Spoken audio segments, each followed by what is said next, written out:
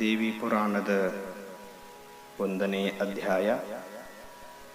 ಬ್ರಹ್ಮ ವಿಷ್ಣು ರುದ್ರಾದಿಗಳು ಪರಬ್ರಹ್ಮ ವಸ್ತುವೆನಿಸುವ ಶುದ್ಧ ಚಿತ್ ಶಕ್ತಿಯನ್ನು ಪರಿಶುದ್ಧ ಮನಸ್ಸಿನಿಂದ ಧ್ಯಾನ ಮಾಡಿದರು. ದಂಡಕಾರಣ್ಯದಲ್ಲಿ ವಾಸಿಸುತ್ತಿದ್ದಂತಹ ಶೌನಿಕಾದಿ ಶ್ರೇಷ್ಠ ಮುನಿಗಳು ಒಂದು ಸಲ ಪುರಾಣ ಹೇಳುವುದರಲ್ಲಿ ಸುಪ್ರಸಿದ್ಧನಾಗಿರುವಂತಹ ಸೂತನೆಂಬ ಪುರಾಣಿಕನನ್ನು ಕುರಿತು ಈ ರೀತಿ ಪ್ರಶ್ನೆ ಮಾಡುತ್ತಾರೆ. ಆರ್ಯರೇ, ನಮಗೆ ಬಹು ಪ್ರಸಿದ್ಧಿ ಪಡೆದಂತಹ ಹಾಗೂ ಜೀವನ್ಮುಕ್ತಿ ದೊರಕಿಸಿಕೊಡಲು ಸಾಧ್ಯವಾಗಿರುವಂತಹ ಯಾವುದಾದರೂ ಒಂದು ಉತ್ತಮ ಕಥೆ ಅಥವಾ ಚರಿತ್ರೆ ಇದ್ದರೆ ದಯಮಾಡಿ ಹೇಳಬೇಕು ಎಂದು ವಿನಯಿಸಿಕೊಳ್ಳುತ್ತಾರೆ. ಆ ಮಾತಿಗೆ ಸೂತ ಪುರಾಣಿಕನು ನಸುನಗುತ್ತ ಒಪ್ಪಿಕೊಂಡು, ನೀವು ಕೇಳಿದ ಪ್ರಶ್ನೆಯು ಬಹಳ ಉತ್ತಮವಾಗಿರುವಂಥದ್ದು ಹಾಗೂ ಜಗತ್ತಿನ ಜನತೆಗೆ ಕಲ್ಯಾಣ ಮಾಡುವಂಥದ್ದು ಆಗಿದೆ. ಯಾಕೆಂದರೆ ಜ್ಞಾನಕ್ಕೆ ಸರಿಸಾಟಿಯಾದ ಯಾವ ವಸ್ತುವು ಈ ಜಗತ್ತಿನಲ್ಲಿ ಇಲ್ಲವೇ ಇಲ್ಲ.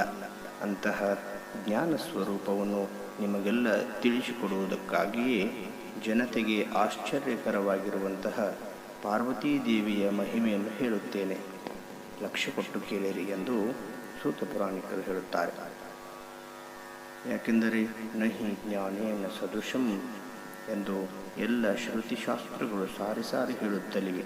ಅಂತಹ ಶ್ರೇಷ್ಠವಾದ ಜ್ಞಾನವನ್ನು ನಿಮಗೆಲ್ಲ ಬಿತ್ತರಿಸುವುದಕ್ಕಾಗಿಯೇ ನಾನೀಗ ನಿಮಗೆ ಜ್ಞಾನ ಸ್ವರೂಪಿಣಿಯೇ ಆಗಿರುವಂತಹ ಮಹಾಮಹಿಮಳಾದ ದೇವಿಯ ಚರಿತ್ರೆಯನ್ನು ಹೇಳುತ್ತೇನೆ. ಇದು ಜಗತ್ತಿನ ಪ್ರತಿಯೊಬ್ಬ ವ್ಯಕ್ತಿಗೂ ಕೂಡ ಅತ್ಯವಶ್ಯಕವಾಗಿದೆ ಎಂದು ತಿಳಿಸಿ ಮುಂದಿನಂತೆ ದೇವಿಯ ಚರಿತ್ರೆಯನ್ನು ಹೇಳತೊಡಗಿದರು. ಎಲ್ಲರೇ ಶೌನಿಕಾದಿ ಮಹಾಮುನಿಗಳೇ, ನೀವೀಗ ಕೇಳಿದ ಪ್ರಶ್ನೆಯನ್ನು ಹಿಂದೆ ನಂದೀಶ್ವರನು ಶಿವನಿಗೆ ಕೇಳಿದ್ದನು. ಆಗ ಶಿವನು ಏನು ಹೇಳಿದನೆಂಬುದನ್ನು ನಿಮಗೆ ನಾನು ಈಗ ಹೇಳುತ್ತೇನೆ, ಕೇಳಿಕೊಳ್ಳಿ ಎಂದು ಹೇಳುತ್ತಾರೆ. ಇದರಿಂದ ಕೇಳುವವರಿಗೂ ಹೇಳುವವರಿಗೂ ಅಜ್ಞಾನದಿಂದ ಮುಕ್ತಿ ದೊರೆಯುತ್ತದೆ. ಅಲ್ಲದೆ ಮನೆಯಲ್ಲಿ ಸಂತತಿ ಮೊದಲಾದ ಸಕಲ ಸಂಪತ್ತುಗಳು ವೃದ್ಧಿಯಾಗುತ್ತವೆ. ಅದನ್ನೇ ನಿಮಗೆ ನಾನೀಗ ಹೇಳುತ್ತೇನೆ, ಲಕ್ಷ್ಯ ಕೊಟ್ಟು ಕೇಳಿರಿ ಎಂದು ನುಡಿದು ಮೊದಲು ಕೈಲಾಸದ ವರ್ಣನೆಯನ್ನು ಮಾಡತೊಡಗಿದರು.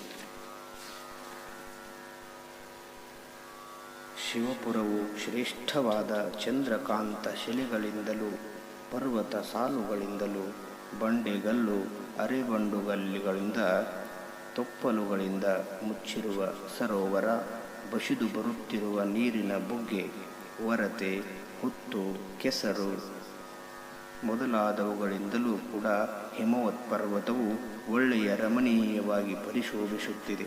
ಯಥಾ ಬ್ರಹ್ಮಾಂಡ ತಥಾ ಪಿಂಡಾಂಡ ಎನ್ನುವಂತೆ ಈ ದೇವಿ ಪುರಾಣದೊಳಗಿನ ವಿಷಯಗಳೆಲ್ಲ ಸೂಕ್ಷ್ಮ ರೂಪದಿಂದ ನಮ್ಮ ದೇಹಕ್ಕೆ ಸಂಬಂಧಪಟ್ಟಿವೆ ಎಂಬುದನ್ನು ಸಂಪೂರ್ಣವಾಗಿ ಲಕ್ಷ್ಯದಲ್ಲಿಟ್ಟುಕೊಳ್ಳಬೇಕು. ಆಹಾಹಾ, ಶಿವಪುರದ ಸೌಂದರ್ಯವನ್ನು ಕೇಳುವುದೇನು? ಕಾಡಾನೆ, ಕಾಡು ಕೋನ, ಕಾಡಾಕಳಿನ ಗುಂಪಿಗೆ ಗುಂಪೇ ಅಲ್ಲಿ ವಾಸವಾಗಿದ್ದವು. ಅನೇಕ ತಪಸ್ವಿಗಳ ಆಶ್ರಮಗಳು ಅಲ್ಲೇ ಇದ್ದವು. ಧ್ಯಾನ ಮಾಡುವ ಋಷಿ ಸಮೂಹ, ಸ್ನಾನ, ಮೌನ, ಜಪಗಳನ್ನಾಚರಿಸುತ್ತಿರುವ ತಪಸ್ವಿಗಳಿಂದ ಆ ರಜತಗಿರಿಗೆ ಎಲ್ಲಿಲ್ಲದ ಶೋಭೆ ಉಂಟಾಗಿತ್ತು. ಆ ಹಿಮಗಿರಿಯಲ್ಲಿ ಬೆಕ್ಕು, ಇಲಿ, ಸಾರಂಗ, ಹೋರಿನೊಳಗೆ ಹೊಕ್ಕು ಹೊರಬರುವ ಸರ್ಪ, ಉಡ ಮುಂತಾದವುಗಳು, ಕರಡಿ, ಹಂದಿಗಳು, ಸೊಕ್ಕಿನಿಂದಿರುವ ಸಿಂಹ ಮತ್ತು ಶರಭ ಪಕ್ಷಿಗಳು ಸಾಕಷ್ಟು ಸಂಖ್ಯವು. ತಾಡವಾಲಿ ಗಿಡ, ತೆಂಗು, ಬೆಳವಲದ ಮರ, ಅರಟಾಳ, ನೆಲ್ಲಿ, ಉತ್ತತ್ತಿ, ತಮಾಲ, ನೀರಲ, ಜಂಬೀರ, ರಸಬಾಳೆ ಮುಂತಾದ ಮರಗಳು ಮುಗಿಲಿಗೆ ಮುಟ್ಟುವಂತೆ ಬೆಳೆದಿದ್ದವು. ಎಡಬಲಗಳಲ್ಲಿ ಬಾಳೆಯ ತೋಪುಗಳಿದ್ದು ಆ ರಜತ ಪರ್ವತವು ಅತೀ ಸುಂದರವಾಗಿ ಕಂಗೊಳಿಸತೊಡಗಿತ್ತು. ಅಂದರೆ ಎಲ್ಲ ಜಾತಿಯ ಗಿಡ ಮರಗಳು ಅಲ್ಲಿ ನೆಲೆಸಿದ್ದುವು ಎಂಬುದು ಇದರ ತಾತ್ಪರ್ಯ. ಮರದಿಂದ ಮರಕ್ಕೆ ಜಗಿಯುತ್ತಿರುವ ಮಂಗಗಳಿಂದಲೂ, ಹಲ್ಲು ಕಿಸಿಯುತ್ತಿರುವ ಮುಸುಬಗಳಿಂದಲೂ, ಜಪ್ಪಿಸಿ ಜಿಗಿದಾಡುವ ಕಪ್ಪು ಕೋತಿಗಳಿಂದಲೂ, ಕೋಗಿಲೆಗಳ ಕುಹೂರವದಿಂದಲೂ ಗುಂಪು ಗುಂಪಾಗಿ ಹಾರಿ ಹಂಚಿ ಹೋಗಿ ಮತ್ತೆ ಒಂದುಗೂಡುವ ಗಿಳಿಗಳೇ ಮೊದಲಾದ ಪಕ್ಷಿಗಳಿಂದಲೂ ಕುಣಿದಾಡುವ ನವಿಲುಗಳ ನರ್ತನದಿಂದಲೂ ಆ ರಜತಾದ್ರಿಯ ಶೋಭೆಗೆ ಇನ್ನಷ್ಟು ಮೆರುಗು ಬಂದಂತಾಗಿತ್ತು. ಅಲ್ಲಿಯ ಮೃಗಗಳಲ್ಲಿ ವೈರತ್ವವೇ ಇಲ್ಲ. ದೊಡ್ಡ ಹುಲಿಗಳ ಹಿಂಡಿನಲ್ಲಿ ಆಕಳುಗಳು ನಿರ್ಭೀತಿಯಿಂದ ಇರುತ್ತಿದ್ದವು. ಬೆಕ್ಕುಗಳ ಮೇಲೆ ಇಲಿಗಳು ಬಿದ್ದು ಹೊರಳಾಡುತ್ತಿದ್ದವು. ಸರ್ಪಗಳೊಂದಿಗೆ ಮುಂಗುಲಿಗಳು ಗೆಳೆತನದಿಂದ ಇರುತ್ತಿದ್ದವು. ಎಲ್ಲಿ ನೋಡಿದರೂ ವೈರತ್ವವೇ ಇಲ್ಲವೆಂದೆನಿಸಿ ಆ ರಜತಗಿರಿಯು ಶೋಭಿಸುತ್ತಿತ್ತು. ಶಿವಪುರಕ್ಕೆ 10 ಲಕ್ಷ ಗಾವುದ ಕೋಟೆಯು ಪೇಟೆಯೂ ಇದ್ದವು. ಮಧ್ಯದಲ್ಲಿರುವ ಒಳಕೋಟೆಯು 1/2 ಲಕ್ಷ ಗಾವುದದ ಮಲಗುವ ಕೋಣೆ, 25,000 ಗಾವುದದಲ್ಲಿ ನಿಜಗೃಹ. ಈ ಪ್ರಕಾರವಾಗಿ ರಜತಾದ್ರಿಯು ಶೋಭಾಯಮಾನವಾಗಿ ಬೆಳಗುತ್ತಿತ್ತು. 1,000 ಗಾವುದದ ಅಗಲತೆಯ 3 ಕಂದಕಗಳು, 100 ಯೋಜನ ಎತ್ತರದ ಕೋಟೆಯು, ಕೊತ್ತಳದಗಲ ಹೊರಗೆ 15,000 ಯೋಜನ, ಒಳಸುತ್ತು 7,000 ಯೋಜನಗಳು. ಈ ರೀತಿಯಾಗಿ ಶಿವಪುರವು ಶೋಭಿಸುತ್ತಿತ್ತು. ಕೋಟೆಯೊಳಗಿನಿಂದ ಹೊರಗೆ ಹೋಗುವ ದಾರಿಯು ವಿಸ್ತಾರ 300 ಕೋಟಿ ಯೋಜನದ ಅಗಲತೆಯು, ಎತ್ತರ 100 ಯೋಜನ, ಗುಮ್ಮಟ 5 ಯೋಜನ. ಪ್ರಕಾಶಿಸುತ್ತಿರುವ ಮುತ್ತಿನ ಸುಣ್ಣದಿಂದಲೂ ನವರತ್ನಗಳ ಕೆಚ್ಚಣಿಕೆಯಿಂದಲೂ ಜಾಲರಿಗಳಿಂದಲೂ ಆ ಕಟ್ಟಡವು ಒಳ್ಳೆಯ ಅಂದವಾಗಿತ್ತು. ಶಿವಪುರದಲ್ಲಿ 100 ಬಾಜಾರಗಳು, ಅದರಲ್ಲಿ 3 ಮಾತ್ರ 100 ಯೋಜನಗಳ ಅಳತೆಯ ಮುಖ್ಯ ಬಾಜಾರಗಳು. ಎಡಬಲಗಳಲ್ಲಿ ಸಾಲು ಸಾಲಾಗಿ ಶ್ರೀಮಂತಿಕೆಯಿಂದೊಡಗೂಡಿದ ಸುಂದರವಾದ ಮನೆಗಳು. ಇಂತಹ ಶಿವಪುರವನ್ನು ಸೇರುವವರು ಮಹಾಪುಣ್ಯವಂತರೆಂದೇ ಹೇಳಬೇಕಾಗುತ್ತದೆ. ಶಿವಪುರದಲ್ಲಿ ಪ್ರತಿಯೊಂದು ಮನೆಯೂ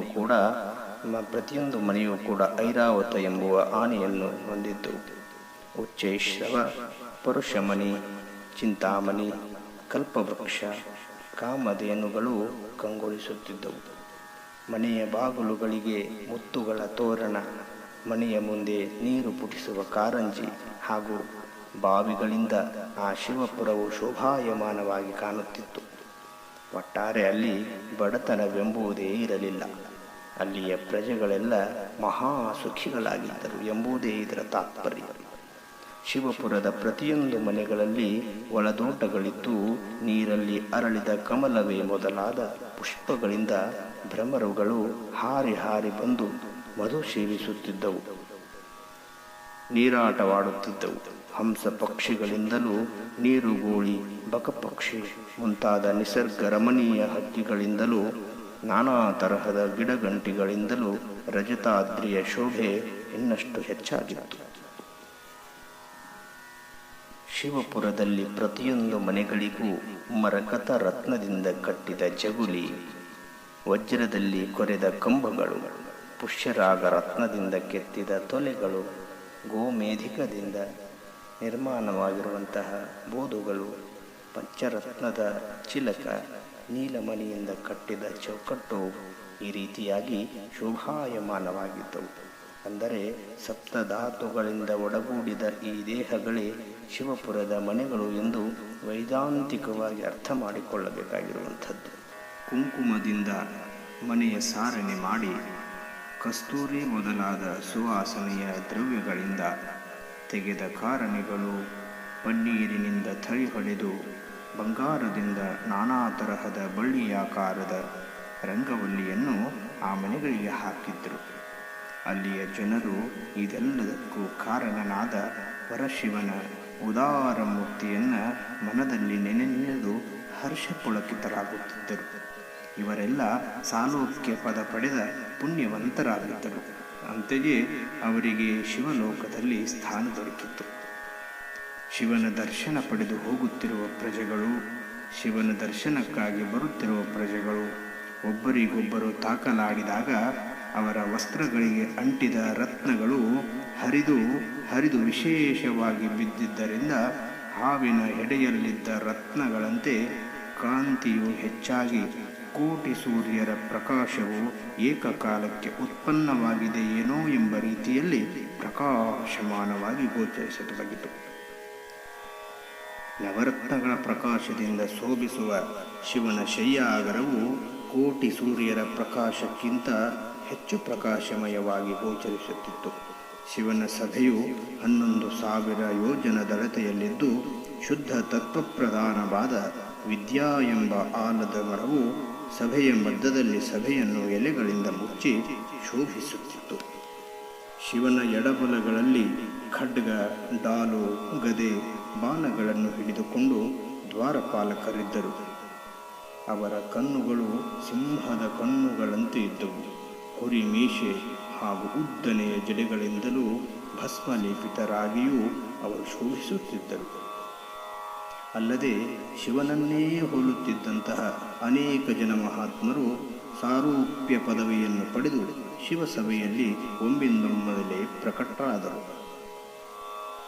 ಶಿವನು ಆ ದೊಡ್ಡ ಆಲದ ಮರದ ದೊಡ್ಡೆಗಾತು ಕುಳಿತಿರಲು ಪಕ್ಷಿರಾಜನಾದ ಗರುಡ, ಕಿನ್ನರ, ಸಿದ್ಧ ವಿದ್ಯಾಧರರು, ಕುಬೇರ, ಯಕ್ಷ, ಗಂಧರ್ವರು, ಕಿಂಪುರುಷರು, ಹರಗಣವು, ವೀರಗಣವು, ಮಹಾಭೂತಗಣವು, ಪ್ರಮಥಗಣಗಳು, ಪಿಶಾಚಿ ಗಣವೆಲ್ಲ ಇರುತ್ತಿರಲು ಮಹೇಶ್ವರನ ಸಭೆಯು ಶೋಭಾಯಮಾನವಾಗಿತ್ತು. ವೀರಭದ್ರ, ಗಣಪತಿ ಹಾಗೂ ವೀರನಾದ ಷಣ್ಮುಖ ಇವರೆಲ್ಲ ಶಿವನ ಮುಂಭಾಗದಲ್ಲಿ ಆಸೀನರಾಗಿರಲು ನಾರದ ಮತ್ತು ತುಂಬರರು ಶಿವನೆದುರಿಗೆ ಗಾಯನ ಮಾಡತೊಡಗಿದ್ದರು. 3 ಕಾಲಿನವನಾದ ಭೃಂಗಿಯು ನೃತ್ಯ ಹಾಗೂ ಬಸವಣ್ಣನಿಂದ ಮದ್ದಳೆಯ ವಾದ್ಯಗಳು ನುಡಿಸಲ್ಪಡತೊಡಗಿದವು. ಭೃಂಗಿಯೇ ನಾಟ್ಯಾಧಿಕಾರಿಯಾಗಿದ್ದನು. ಹೀಗೆ ಆ ಶಿವನ ಸಭೆಯು ಕಂಗೊಳಿಸತೊಡಗಿತು. ಶ್ರುತಿ, ಸ್ಮೃತಿ, ಪುರಾಣಗಳು ಶಿವನ ಅತಿಶಯವಾದ ಮಹಿಮೆಯನ್ನು ಹೊಗಳುತ್ತರಲು ಸದಾ ಕಾಲ ಶಿವನ ಸಮೀಪದಲ್ಲಿಯೇ ಇದ್ದು ಶಿವನನ್ನು ಪ್ರತ್ಯಕ್ಷವಾಗಿ ನೋಡುತ್ತಿರುವ ಅತೀ ಪುಣ್ಯ ಮಾಡಿ ಶಿವನ ಸಾಮೀಪ್ಯ ಪದವಿಯನ್ನು ಪಡೆದ ಬಹಳಷ್ಟು ಜನ ಪುಣ್ಯವಂತರು ತೇಜಸ್ವಿಗಳಾಗಿ ಸಂತೋಷದಿಂದ ಕೈ ಮುಗಿದು ಕುಳಿತಿದ್ದರು. ಸಾರೂಪ್ಯ ಪಡೆದವರು ಶಿವನಂತೆಯೇ 5 ಮುಖ ಹಾಗೂ 10 ತೋಳುಳ್ಳವರಾಗಿದ್ದರು. ತ್ರಿಶೂಲ, ಬುಡಬುಡಿಕೆ, ಖಡ್ಗ ಮುಂತಾದವುಗಳನ್ನು ಧರಿಸಿದವರಾಗಿದ್ದರು. ಕಪ್ಪು ಕೊರಳು ಮತ್ತು ಪಾರ್ವತೀ ದೇವಿ ಇವರೇ ಅವರಲ್ಲಿರಲಿಲ್ಲ. ಉಳಿದ ಯಾವತ್ತೂ ರೀತಿಯಿಂದ ಆ ಸಾರೂಪ್ಯ ಪದದ ಪುಣ್ಯವಂತರು ಶಿವನಂತೆಯೇ ಆ ಸಭೆಯೊಳಗೆ ಶೋಭಿಸುತ್ತಿದ್ದರು. ನಿತ್ಯ ಮಂಗಳ ಸ್ವರೂಪಳಾದಂಥ ಗೌರೀದೇವಿಯು ರತ್ನದ ತವಕದಲ್ಲಿ ಮಂಗಲ ದೀಪವನ್ನಿಟ್ಟುಕೊಂಡು ಆ ಪರಶಿವನಿಗೆ ಸರ್ವಕ್ಕೂ ಸಾಕ್ಷಿಯಾದವನೇ, ಅತ್ಯಧಿಕವಾದ ಸದ್ರೂಪನೇ, ಎನ್ನೊಡೆಯನೇ, ಸೃಷ್ಟಿಕರ್ತನೇ, ಪರಬ್ರಹ್ಮನೇ, ನಿನಗೆ ಮಂಗಲವಾಗಲಿ ಎಂದು ದೇವಿ ಕೊಂಡಾಡಿದಳು.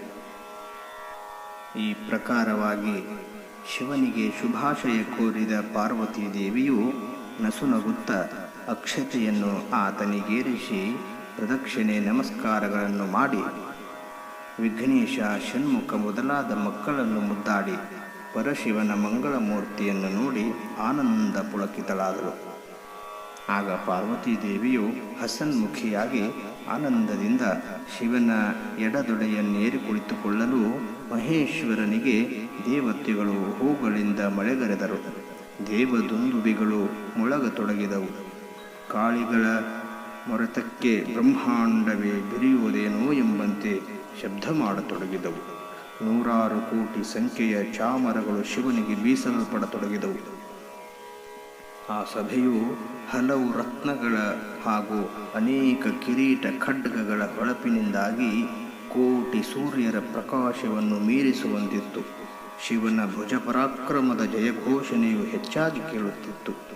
ಶಿವ ಸಾರ್ವಭೌಮನೆದುರಿಗೆ ಮದ್ದಳೆಯ ತಾಳ ಗತ್ತಿಗೆ ಸರಿಯಾಗಿ ಭಕ್ತ ಭೃಂಗೀಶನು ಕುಣಿಯತೊಡಗಿದ್ದನು. ಹೀಗಿರುತ್ತಿರಲೊಂದು ದಿನ ನಂದೀಶ್ವರನು ಮದ್ದಳೆ ಬಾರಿಸುವುದನ್ನು ನಿಲ್ಲಿಸಿ ಕೆಳಗಿಟ್ಟು ಎದ್ದು ಶಿವನಿಗೆ ಎದುರಿಗೆ ಬಂದು ಸಾಷ್ಟಾಂಗ ನಮಸ್ಕಾರವನ್ನು ಮಾಡಿದನು. ಆಗ ಶಿವನು ಆನಂದದಿಂದ ಆತನನ್ನು ಎಬ್ಬಿಸುತ್ತಾ, ಮಗು ಬಸವ, ಏಳು, ನಿನ್ನ ಅಭಿಪ್ರಾಯವಾದರೂ ಏನು ಎಂದು ಪ್ರಶ್ನೆ ಮಾಡಿದ. ಆಗ ಶಿವನು ನಂದಿಯನ್ನು ಕುರಿತು, ವತ್ಸ, ನಿನ್ನ ಮೌನ ನಮಸ್ಕಾರವು ಸಂದೇಹವುಳ್ಳದ್ದಾಗಿದೆ. ನಮಸ್ಕಾರ ಮಾಡುವುದನ್ನು ನಿಲ್ಲಿಸು. ನಿನ್ನ ಮನಸ್ಸಿನಲ್ಲಿ ಏನು ಸಂದೇಹ ಬಂದಿದೆ ಎಂಬುದನ್ನು ಮೌನತ್ಯಾಗ ಮಾಡಿ ನಮ್ಮೆದುರು ಹೇಳು ಎಂದು ನುಡಿಯಲು, ನಂದೀಶನು ತನ್ನ ಅಂತರಂಗದಲ್ಲಿಯೇ ಶಿವನಿಗೆ ಭಕ್ತಿಯಿಂದ ಸ್ಮರಣೆಯನ್ನು ಮಾಡಿ ನಮಸ್ಕರಿಸಿ ಹೀಗೆ ಪ್ರಶ್ನೆ ಮಾಡಿದನು. ಪ್ರಭು ಪರಮಾತ್ಮನೇ, ಪಾರ್ವತೀ ದೇವಿಯ ಮಹತ್ವವನ್ನು ಕಿವಿಯಲ್ಲಿ ಕೇಳಬೇಕೆನ್ನುತ್ತಿರುವೆನು. ದಯವಿಟ್ಟು ಅದನ್ನು ಹೇಳಿ ನನ್ನನ್ನು ಉದ್ಧರಿಸಬೇಕೆಂದು ಆನಂದೀಶ್ವರನು ಪ್ರಾರ್ಥಿಸಲಾಗಿ, ಶಿವನು ಆತನ ಮೇಲೆ ಕೃಪೆ ಮಾಡಿ ಶ್ರುತಿಸಾರವೆನಿಸುವ ದೇವಿ ಮಹಾತ್ಮೆಯನ್ನು ಸಭಿಕರೆಲ್ಲರೂ ಕೇಳುವಂತೆ ವಿವರಿಸಿ ಹೇಳತೊಡಗಿದನು. ನಂದೀಶ್ವರನೇ, ಕೇಳು. ಅಗ್ನಿಯಲ್ಲಿ ಉರಿ ಮತ್ತು ಹೊಗೆಗಳು ಹೊರಡುವಂತೆ ಪರಬ್ರಹ್ಮ ವಸ್ತುವಿನಲ್ಲಿ ಚಿತ್ ಶಕ್ತಿ ಹಾಗೂ ಮಾಯೆ ಇವೆರಡೂ ಏಕಕಾಲದಲ್ಲಿಯೇ ಪ್ರಕಟವಾದವು. ಇದರಲ್ಲಿ ವಿಷಮವಾದ ಹೊಗೆಯು ಮಾಯೆ ಎನಿಸಿತು, ಇನ್ನು ಶುದ್ಧ ಸ್ವರೂಪವೇ ಚಿತ್ಶಕ್ತಿ ಎನಿಸಿತು. ಇದಕ್ಕೆ ಪರಮಾತ್ಮ, ಪರಬ್ರಹ್ಮ ಮುಂತಾದ ಹೆಸರಿವೆ. ಇನ್ನು ಅಸಮವಾದ ಮಾಯೆ ಮತ್ತು ಚಿತ್ಶಕ್ತಿ ಇವೆರಡೂ ತಮಗೆ ಉತ್ಪತ್ತಿಯಿಂದಲೇ ಸರ್ವ ವಸ್ತುಗಳಿಗೆಲ್ಲ ಮೂಲ ಕಾರಣವಾಗಿ ಶೋಭಿಸುತ್ತಿರುವವು. ಪರಮಾತ್ಮನಿಗೆ ನಿರ್ಗುಣ ಮತ್ತು ಸಗನ ಎಂಬ ಎರಡು ಸ್ಥಿತಿಗಳು ಉಂಟು. ಬೀಜದಲ್ಲಿ ವೃಕ್ಷ, ತತ್ತಿಯಲ್ಲಿ ಮರಿ, ಮನುಷ್ಯನಲ್ಲಿ ಅವ್ಯಕ್ತ, ಕಟ್ಟಿಗೆಯಲ್ಲಿ ಬೆಂಕಿಗಳು ಗುಪ್ತವಾಗಿರುವಂತೆ ಪರಮಾತ್ಮನಲ್ಲಿ ಚಿತ್ಶಕ್ತಿಯು ಸದಾಕಾಲ ಅವ್ಯಕ್ತವಾಗಿ ಇದ್ದೇ ಇರುತ್ತವೆ. ಪರಶಿವನು ಇಚ್ಛಾ, ಜ್ಞಾನ, ಕ್ರಿಯಾಶಕ್ತಿ ಸಹಿತನಾಗಿದ್ದರೂ ಶಕ್ತಿಯ ಅವ್ಯಕ್ತ ಅಂದರೆ ಪ್ರಸಾರವಿಲ್ಲದಿರುವ ಸ್ಥಿತಿಯು ನಿರ್ಗುಣ ಬ್ರಹ್ಮವೆನಿಸುವುದು. ಬೀಜದಲ್ಲಿರುವ ವೃಷ, ತತ್ತಿಯಲ್ಲಿರುವ ಮರಿಯು ಒಮ್ಮೊಮ್ಮೆ ಪರಿಣಾಮ ರೂಪದಿಂದ ಪ್ರಕಟವಾಗುವಂತೆ ಶಿವನಲ್ಲಿ ಅವ್ಯಕ್ತ ರೂಪದಿಂದಿರುವ ಸಂಕಲ್ಪ ಶಕ್ತಿಯು ಲೀಲಾ ಮಾತ್ರದಿಂದ ಸೃಷ್ಟಿಯಲ್ಲಿ ವ್ಯಕ್ತ ರೂಪದಿಂದ ಪ್ರಕಟವಾಗುವುದು. ಶಕ್ತಿಯ ಈ ವ್ಯಕ್ತ ಸ್ಥಿತಿಯೇ ಸಗುಣ ಬ್ರಹ್ಮವೆನಿಸುವುದು. ಬ್ರಹ್ಮ ಎಂದರೆ ಶುದ್ಧ ಅರುವಿನ ಅವ್ಯಕ್ತ, ಅಕ್ರಿಯ, ನಿರಾಕಾರ, ಭಾವರಹಿತ ಸ್ವರೂಪವು. ಶಕ್ತಿ ಎಂದರೆ ಶುದ್ಧ ಅರುವಿನ ವ್ಯಕ್ತ, ಸಕ್ರಿಯ, ಸಾಕಾರ, ಭಾವರಹಿತ ಸ್ವರೂಪವು. ಪರಬ್ರಹ್ಮನು ಕ್ರಿಯಾರಹಿತನು. ಅವನಿಗೆ ಸೃಷ್ಟಿಯನ್ನು ರಚಿಸುವ ಲೀಲೆಯುಂಟಾಗಲು ಕ್ರಿಯಾಶೀಲನಾಗುವನು. ಆಗ್ಗೆ ಅವನ ಶಕ್ತಿಯು ಸ್ತ್ರೀ ಆಕಾರದಿಂದ ಪ್ರಕಟಳಾಗುವಳು. ಅದೇ ಅವಳೇ ಚಿತ್ಶಕ್ತಿಯು. ಬ್ರಹ್ಮನು ಈ ಶಕ್ತಿಯಿಂದ ನಿತ್ಯಾನಂದ ಭೋಗಿಸುವವನಾದ್ದರಿಂದ ಶಕ್ತಿಯು ಬ್ರಹ್ಮನಿಗೆ ಅರ್ಧಾಂಗಿನಿ ಎನಿಸುವಳು. ಚಿತ್ಶಕ್ತಿಯ ಸ್ಥೂಲ ರೂಪವೇ ಪಾರ್ವತಿ ಎನಿಸುವಳು. ಬ್ರಹ್ಮನು ಕರಗಿದ ತುಪ್ಪದಂತಿರುವ ನಿರಾಕಾರ ಸದ್ಗುಣ ಸ್ವರೂಪನು. ಶಕ್ತಿಯು ಹೆತ್ತ ತುಪ್ಪದಂತೆ ಸಗುಣ ಸಾಕಾರ ಸ್ವರೂಪಳು. ಹೆತ್ತ ತುಪ್ಪ, ಕರಗಿದ ತುಪ್ಪಗಳಲ್ಲಿ ಭೇದವಿಲ್ಲದಂತೆ ಶಿವಶಕ್ತಿಯರ ಸ್ವರೂಪದಿಂದ ಎಂದೂ ಭೇದವಿಲ್ಲವೆಂದು ತಿಳಿಯತಕ್ಕದ್ದು. ಬಸವೇಶ, ಮಾಯೆ ಎಂಬುದು ಮೂಲ ವಿದ್ಯೆ, ಮೂಲ ಉಪಾಧಿ. ಮೂಲ್ಮಾಯೆ ಎನಿಸುತ್ತಾ ಇದು ಶುದ್ಧಾಶುದ್ಧವಾಗಿರುವುದು. ಚಿತ್ಶಕ್ತಿಯು ಚೈತನ್ಯವೆನಿಸುವುದು. ಇದು ಶುದ್ಧ ಸತ್ಯವಾಗಿರುವುದು. ಬಸವೇಶ, ಕೇಳು. ಮಾಯೆಯು ವಿದ್ಯಾ ಮತ್ತು ಅವಿದ್ಯಾ ಎಂಬ ಎರಡು ವಿಧವಾಗಿರುವುದು. ಬರಿಯ ಬಿಳಿ ಹೊಗೆ ಬೇರೆಯಾಗಿ ಶುದ್ಧ ತತ್ವಗುಣ ಪ್ರಧಾನವಾಗಿ ವಿದ್ಯಾ ಎನಿಸಿತು. ದೃಷ್ಟಾರೂಪದಿಂದ ಇದು ಒಂದೇ ಆಗಿರುವುದು. ಇನ್ನು ಮಲಿನ ಗುಣ ಪ್ರಧಾನವಾದದ್ದು ಅವಿದ್ಯೆಯು. ಅದು ದೃಶ್ಯ ರೂಪದಿಂದ ಅನೇಕ ವಿಧವಾಗಿರುವುದು. ವಿದ್ಯಾ ಉಪಾಧಿಯಿಂದ ಈಶ್ವರನು, ಅವಿದ್ಯೆಯ ಉಪಾಧಿಯಿಂದ ಜೀವರುಗಳು ಹುಟ್ಟಿ ತೋರುತ್ತಿರುವವರು. ವಿದ್ಯಾ ಅಂದರೆ ಜ್ಞಾನ, ಅವಿದ್ಯಾ ಎಂದರೆ ಅಜ್ಞಾನ. ಉಪಾಧಿ ಯಾವುದರ ಯೋಗದಿಂದ ವಸ್ತುವಿನ ಸತ್ಯಸ್ವರೂಪವು ವಿಪರೀತವಾಗುವುದೋ ಅದು ಉಪಾಧಿ ಎನಿಸುವುದು. ಮಗು ಬಸವೇಶ, ಕೇಳು. ಅಗ್ನಿಯಲ್ಲಿ ಹುಟ್ಟಿದ್ದ ಉರಿಯು ಅಗ್ನಿಯ ಅಂಶವೇ ಆಗಿರುವುದರಿಂದ ಅದು ಪುನಃ ಅಗ್ನಿಯೇ ಆಗುವುದು. ಅಂತೆಯೇ ಬ್ರಹ್ಮದಲ್ಲಿ ಪ್ರಕಟವಾದ ಚಿತ್ಶಕ್ತಿಯು ಕೊನೆಗೆ ಬ್ರಹ್ಮವೇ ಆಗುವುದು. ಆದರೆ ಹೊಗೆಯು ಮಾತ್ರ ಅಗ್ನಿಯಿಂದಲೇ ಹುಟ್ಟಿದ್ದರೂ ಅದು ಅಗ್ನಿಯ ಅಂಶವಲ್ಲ. ಪ್ರಕಾಶಿಸುತ್ತಿರುವ ಚಿತ್ಶಕ್ತಿಯು ಸಗುಣ ಬ್ರಹ್ಮವು. ಮಾಯೆ ಎಂಬುದು ವೇದದಲ್ಲಿ ದೃಶ್ಯ ಬ್ರಹ್ಮನ ಉಪಾಧಿ ಎಂದು ಹೇಳಿದ್ದನ್ನು ತಿಳಿದುಕೋ. ವಿದ್ಯಾ ಉಪಾಧಿಯಿಂದ ಕೂಡಿದ ಚಿತ್ಶಕ್ತಿಯು ಈಶ್ವರನೆನಿಸುವುದು. ಸ್ವಚ್ಛ ಕನ್ನಡಿಯಂತೆ ವಿದ್ಯೆಯು ಪ್ರಕಾಶ ಸ್ವರೂಪವಾದ್ದರಿಂದ ಈಶ್ವರನಿಗೆ ಸ್ವರೂಪದ ಮರೆವೂ ಇಲ್ಲ ಮತ್ತು ಸರ್ವಜ್ಞತ್ವದಿ ಉತ್ತಮೋತ್ತಮ ಗುಣಗಳುಳ್ಳವನಾಗಿ ಪೂಜ್ಯನೆನಿಸುವನು, ಜಗತ್ತಿಗೆ ಒಡೆಯನಾಗಿರುವವನು. ಆದರೆ ಅವಿದ್ಯೆಯಿಂದೊಡಗೂಡಿದ ಚಿತ್ಶಕ್ತಿಯು ಜೀವನೆನಿಸುವುದು. ಆ ವಿದ್ಯೆಯು ಮಲೀನವಾದ ಕನ್ನಡಿಯಂತಿದ್ದುದರಿಂದ ಅದನ್ನೊಳಗೂಡಿದ ಜೀವರುಗಳು ತಮ್ಮ ಸ್ವರೂಪದ ಮೂಲವನ್ನು ಸ್ವಲ್ಪವೂ ತಿಳಿಯದೆ ಕಿಂಚಿತ್ ಜ್ಞಾತಿ ಅಲ್ಪಗುಣಗಳುಳ್ಳವನಾಗಿ ಕತ್ತಲೆಯಲ್ಲಿಯೇ ಪರಿಭ್ರಮಿಸುತ್ತಿರುವವರು. ಈಶ್ವರನು ಯಾರು ಎಂದರೆ ಈ ಜಗತ್ತೇ ಸ್ಥೂಲ ಶರೀರವಾಗಿ ಉಳ್ಳವನೇ ಈಶ್ವರ. ಜಗತ್ತಿನಲ್ಲಿ ತೋರುವ ನಾಮ, ರೂಪ, ಕೈಕಾಲುಗಳು, ಶಿರಸ್ಸು, ನದಿ, ಸಮುದ್ರ, ಪರ್ವತ, ಭೂಮಿ, ನೀರು, ತೇಜಸ್ಸು, ವಾಯು, ಆಕಾಶ, ಸೂರ್ಯ ಚಂದ್ರಾದಿಯಾಗಿ ತೋರುತ್ತಿರುವವನೇ ವಿರಾಟ್ ಎಂಬ ನಾಮವುಳ್ಳ ಈಶ್ವರನು. ಬಸವೇಶ, ಇನ್ನು ಈರುವರು ಯಾರು ಎಂದರೆ ಸತ್ವ, ರಾಜಸ, ತಾಮಸ ಗುಣಗಳಲ್ಲಿಯೂ ಪಾರ್ವತಿ, ಲಕ್ಷ್ಮಿ, ಸರಸ್ವತಿಯರಲ್ಲಿಯೂ ಸತ್ಯ, ಶಮೆ, ದಮೆ, ಶಾಂತಿ ಯೋಗಗಳಲ್ಲಿಯೂ ಅನಿಮಾದಿ ಸಿದ್ಧಿಗಳಲ್ಲಿಯೂ ಶ್ರುತಿ, ಶೈವ, ವೈಷ್ಣವ, ಸೌರ, ಗಾಣಪತ್ಯ, ಕಾಪಾಲಿಕ, ಶಾಕ್ತೇಯ ಎಂಬ 6 ಮತಗಳಲ್ಲಿಯೂ ಕೂಡ ಈಶ್ವರನೇ ವ್ಯಾಪಿಸಿದ್ದಾನೆ. ವಿಶ್ವರೂಪವಾಗಿರುವ ವಿರಾಟವು ಸ್ಥಿರವಾದ ದೇವಿಯು ಅನಂತ ಜಗತ್ತುಗಳಿಗೆ ಆಧಾರವಾದದ್ದು ಶಕ್ತಿಯ ಸೂಕ್ಷ್ಮ ರೂಪವಾದ ಸ್ವರಾಟು ಎನಿಸುವುದು. ಮೂಲ ಪ್ರಕೃತಿಯು ಸ್ಥಿರವಾದದ್ದು ಸ್ವಯಂ ಪ್ರಕಾಶ ಸರ್ವಸಾಕ್ಷಿ ಚೈತನ್ಯವು ಚಿತ್ಶಕ್ತಿ ಎನಿಸುವುದು. ಬಯಲು ಬ್ರಹ್ಮಾಂಡಗಳ ಒಳ ಹೊರಗೆ ತುಂಬಿಕೊಂಡು ನಿರ್ಲೇಪವಾಗಿರುವಂತೆ ನಿರಾಕಾರ ಸ್ವಯಂ ಪ್ರಕಾಶಳಾದ ಚಿತ್ಶಕ್ತಿಯು ಅನಂತ ಬ್ರಹ್ಮಾಂಡಗಳಲ್ಲಿ ವಿಶೇಷ ಪ್ರಕಾಶದಿಂದ ಬೆಳಗುತ್ತಾ ನಿರ್ಲೇಪವಾಗಿರುವುದರಿಂದ ಚಿದ್ಬಯಲು ಎನಿಸಿದಳು. ಆ ಚಿದ್ಬಯಲೇ ಸರ್ವಕ್ಕೂ ಸಾರ್ವಭೌಮನೆನಿಸುವ ಪರಬ್ರಹ್ಮವೆನಿಸಿತು. ಪರಪ್ರಕಾಶಾಪೇಕ್ಷೆ ಇಲ್ಲದೆ ಸ್ವಯಂ ಪ್ರಕಾಶಳಾಗಿ ಬೆಳಗುತ್ತಿರುವುದರಿಂದ ಅವಳು ರಾಜರಾಜೇಶ್ವರಿ ಎನಿಸಿಕೊಂಡಳು.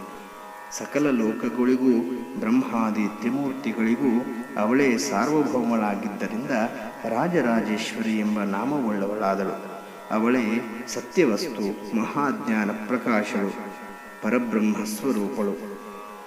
ನಂದೀಶ್ವರ, ನಿನಗೀಗ ತ್ರಿಮೂರ್ತಿಗಳಾದ ನಾವು ತಪಸ್ಸು ಮಾಡಿದ್ದನ್ನು, ದೇವಿಯು ನಮಗೆ ವರ ಕೊಟ್ಟಿದ್ದನ್ನು, ಮಧುಕೈಟಭ, ಮಹಿಷಾಸುರ, ಶುಂಭ ನಿಶುಂಭ ಮುಂತಾದ ದೈತ್ಯರನ್ನು ದೇವಿಯು ಸಂಹಾರ ಮಾಡಿದ್ದನ್ನು, ನಾರಾಯಣಿಯ ಸ್ತುತಿಯನ್ನು, ಜೀವನ್ಮುಕ್ತಿಯನ್ನು ವಿವರವಾಗಿ ಹೇಳುತ್ತೇನೆ, ಲಕ್ಷ್ಯಗೊಟ್ಟು ಕೇಳು ಎಂದು ನುಡಿದು ಶಿವನು ಮುಂದಿನ ಚರಿತ್ರೆಯನ್ನು ಹೇಳತೊಡಗಿದನು.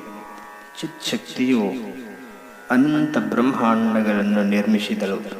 ಈ ಬ್ರಹ್ಮಾಂಡವನ್ನು 500 ಕೋಟಿ ಯೋಜನದ ಅಳತೆಯಲ್ಲಿ ಲೀಲಾ ಮಾತ್ರಕ್ಕಾಗಿ ನಿರ್ಮಿಸಿ ತ್ರಿಗುಣದಿಂದ ತ್ರಿಮೂರ್ತಿಗಳಾದ ನಮಗೆ ಜನ್ಮ ಕೊಟ್ಟು ಉಡಿ ಕಟ್ಟಿ ಜೋಗುಳ ಹಾಡಿ ಮಕ್ಕಳು ಹೊತ್ತು ಕಳೆಯುವುದಕ್ಕೆ ಆಟವಾಡಿದಂತೆ ಮಾಡಿ ನಮ್ಮನ್ನು ಭೂಮಿಗಿಳಿಸಿಬಿಟ್ಟಳು. ಜಗಜ್ಜನನಿಯು ತ್ರಿಮೂರ್ತಿಗಳಾದ ನಮ್ಮನ್ನು ಭೂಲೋಕಕ್ಕೆ ತಂದಿಳಿಸಿ ಅದೃಶ್ಯಳಾಗಿ ಹೊರಟು ಹೋಗಿಬಿಟ್ಟಳು. ತಾಯಿಯನ್ನು ಕಳೆದುಕೊಂಡು ವ್ಯಸನ ಪಡುತ್ತಾ ನಾವು 3 ಪರದೇಶಿಗಳಂತೆ ಈ ಬ್ರಹ್ಮಾಂಡವನ್ನೆಲ್ಲ ಸುಮ್ಮನೆ ಸುತ್ತು ಹಾಕಿದೆವು. ಹೀಗೆ ನಾವು ಬ್ರಹ್ಮಾಂಡವನ್ನೆಲ್ಲ ಸುತ್ತುತ್ತಿರಲು ಆಕಾಶವಾಣಿಯು ಕೇಳಿಸಿತು.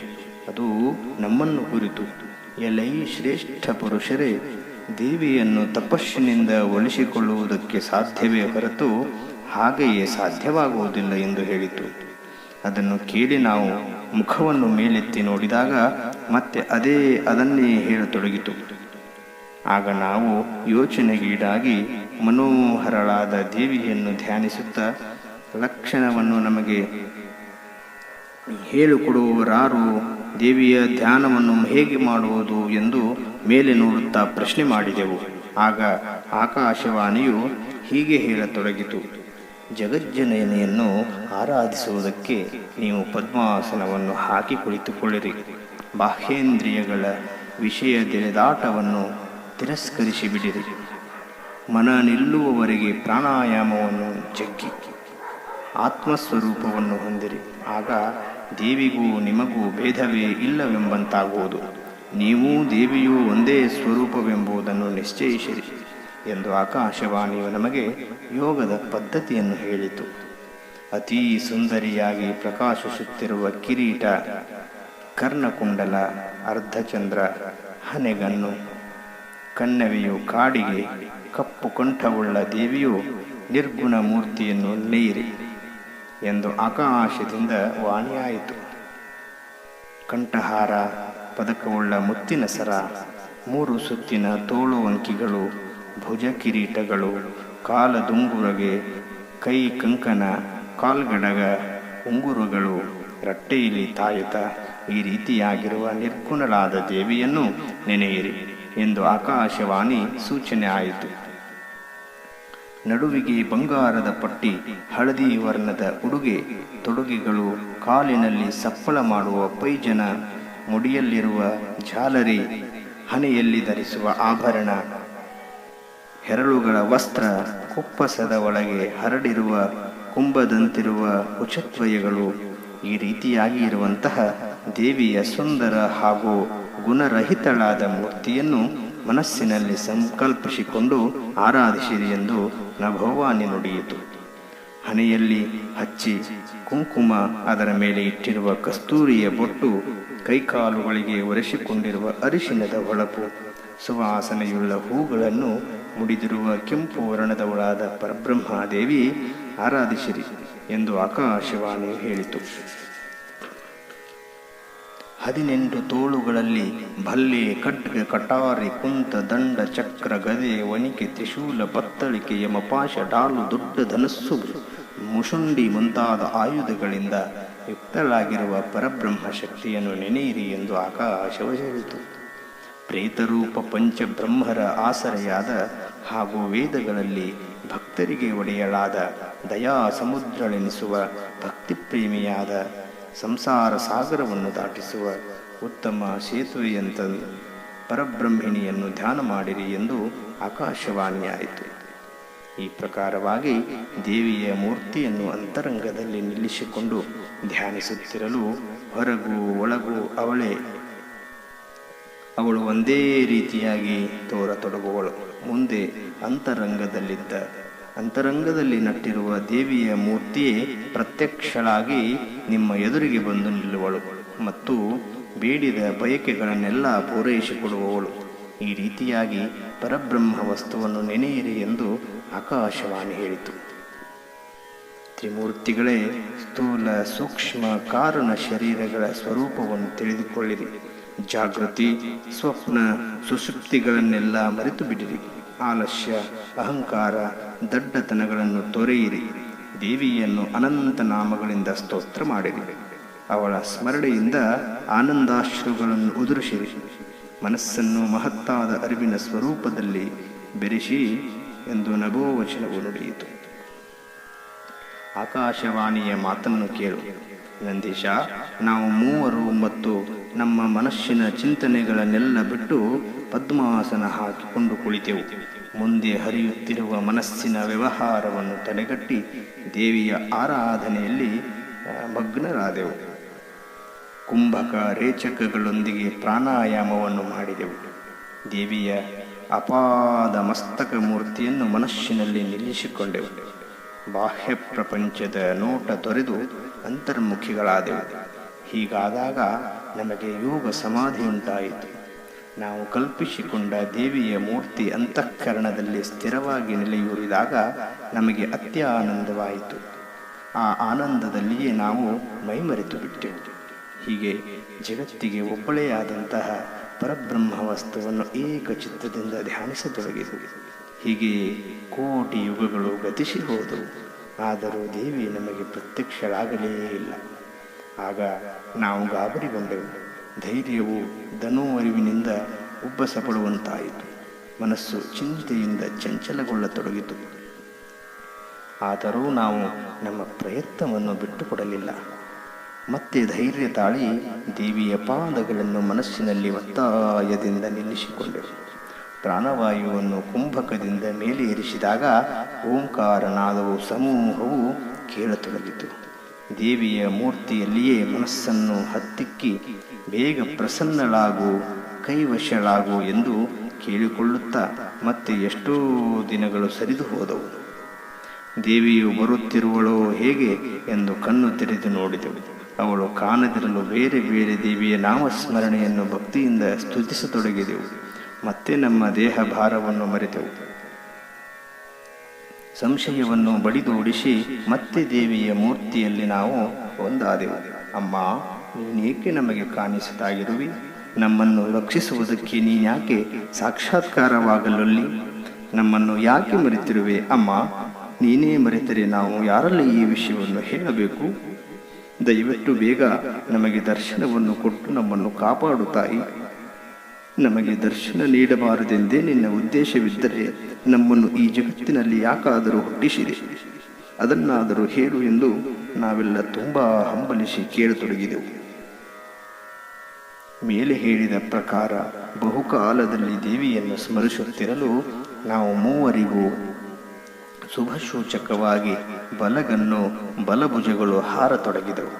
ಚಿಂತೆಯನ್ನು ಬಿಡಿರಿ ತ್ರಿಮೂರ್ತಿಗಳೇ, ಆ ದೇವಿ ಬಂದಳು ಎಂದು ಆಕಾಶವು ಒದರಿ ಒದರಿ ಹೇಳತೊಡಗಿತು. ಆಗ ನಾವು ಅಂತರಂಗದಲ್ಲಿಯೇ ಗುರು ಚಿದಾನಂದರನ್ನು ಸ್ಮರಣೆ ಮಾಡಿದೆವು. ಇಲ್ಲಿಗೆ ಪ್ರಥಮೋಧ್ಯಾಯವು ಸಂಪೂರ್ಣವಾಯಿತು. ಇತಿ ಶ್ರೀಮದ್ ಪರಮಹಂಸ ಪರಿವ್ರಾಜಕಾಚಾರ್ಯ ಚಿದಾನಂದ ಗುರುವರ್ಯ ಚರಣ ಪದ್ಮದ್ವಿರೇಪ ಶ್ರೀ ಚಿದಾನಂದಾವಧೂತ ವಿರಚಿತ ಪಾರ್ವತಿ ಮಹಾತ್ಮೆಯೋಳ್ ಪ್ರಥಮೋಧ್ಯಾಯ ಸಂಪೂರ್ಣಂ.